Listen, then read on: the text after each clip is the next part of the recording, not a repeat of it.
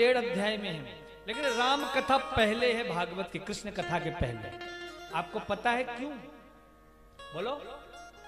राम कथा पहले और कृष्ण कथा बाद में है, क्योंकि ये जो आगे आने वाली कृष्ण कथा है ना, ये कथा इतनी विचित्र है कि अगर आपने राम कथा नहीं सुनी तो कृष्ण कथा आपको समझ में नहीं आएगी। इसलिए राम कथा पहले सुननी पड़ेगी। क्यों? क्योंकि जब तुम राम कथा रूपी चश्मे से कृष्ण कथा को देखोगे तो ही कृष्ण कथा समझ में आने वाली है।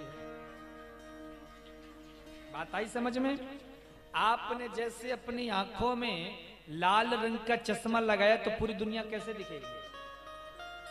हरे रंग का लगाया तो? इसी प्रकार से जब तुम राम कथा की मर्यादित चश्मे से प्रात काल उठ गए रघुनाथा, मातु पिता गुरु नावहि माता, इस भाव से चश्मा से लगाओगे तो दुनिया समझ में आएगी। राम कथा हमें सिखाती है कि हमें जीना कैसे है। मैंने कल भी आपको थोड़ा सा स्पर्श किया था इस चित्र में कि राम कथा से सीखो कि जीवन कैसे जिया जाए। समझ रहे हो? आज की स्थिति ये है कि दुनिया वाले कहते तुमने हमें क्यों नहीं पूछा। आज सब परेशान है तो पूंछ से। कैसे परेशान है? हनुमान जी के पास है एक पूंछ। हनुमान जी की पूंछ से यदि कोई सबसे ज्यादा चिढ़ता था तो वो रावण। पूरा शरीर उसका इतना बड़ा, हनुमान जी का रावण को वो नहीं दिखा। पूरे शरीर को छोड़कर उन्होंने देखा तो पूंछ को देखा। ये पूंछ ही सारा खेल गड़बड़ करती है, इस पूंछ में आग लगाओ। तो आज के समय में दुनिया वाले भी चिढ़ते हैं तो सिर्फ इसीलिए, परेशान भी होते तो इसीलिए कि हमें कोई पूछ क्यों नहीं रहा है। हम जा गए लेकिन हमें किसी ने पूछा नहीं। हमारी पूछ नहीं होती आज। हमारी पूछ कैसे बढ़े? तो सारी समस्याओं का जड़ ये लोगों का पूछ है। इसीलिए पूंछ का पीछा छोड़ो, राम कथा से सीखना पड़ेगा। हनुमान जी महाराज इतने बलवान हैं, अतुलित बलधामम हेम शैलावदेहम, लेकिन क्या करते हैं? राम दुआरे तुम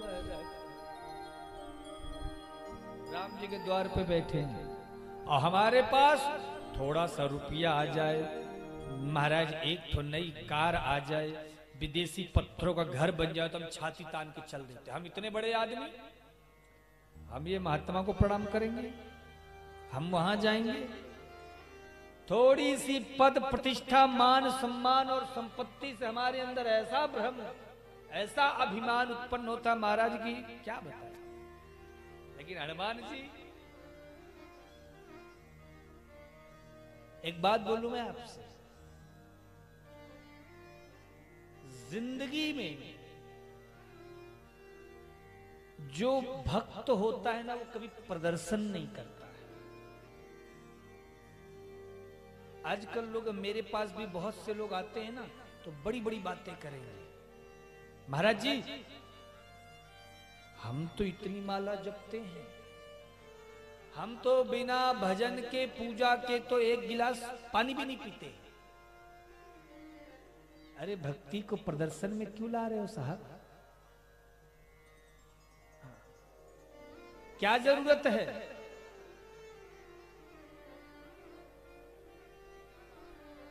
भक्ति एकांत की बात है। हनुमान जी जब वो समुद्र लंघन का समय आया तो पता चला संपाति के द्वारा कि जो 100 योजन पार करेगा वही जानकी जी की खोज कर सकता है। तो जितने भी अपने आप को बलशाली समझते थे सब आगे आगे। एक बोला हम इतने योजन चले जाएंगे, एक बोला हम इतने योजन चले जाएंगे, एक बोला हम इतने योजन चले जाएंगे। बहुत से लोग मेरे पास मिलने के लिए आते हैं और मैं क्या करता हूं, सुनता रहता हूं उनकी बातें, ये क्या कह रहे हैं, ये क्या कहना चाहते हैं, विचार करता हूं। क्यों? क्योंकि हमें जानना होता है कि व्यक्ति की क्या सोच है या ये किस प्रकार का, उसकी बातों से पता चल जाता है कि ये किस लिए आया है, कि दर्शन के लिए आया है या प्रदर्शन के लिए आया है। उससे 2 मिनट की बात नहीं, सारी चीजें स्पष्ट हो जाती हैं। तो वो जितने थे वानर सेना में सब प्रदर्शन कर रहे हैं और हनुमान जी वो एक कोने में बैठे, एक कोने। जब जामवंत जी ने देखा सब तो अपने अपने बल की महिमा गा रहे हैं और हनुमान जी कुछ बोली नहीं, तब जामवंत जी बोला, अरे तुम भी कुछ कहो भाई।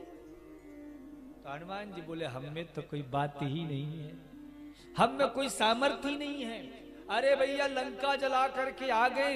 राम जी ने पूछा, तुमने लंका जलाया? हनुमान जी कहते, मैंने लंका नहीं जलाया। तो किसने जलाया? बोले, लंका तो रावण के अभिमान से जला और आपके नाम के प्रताप से जला।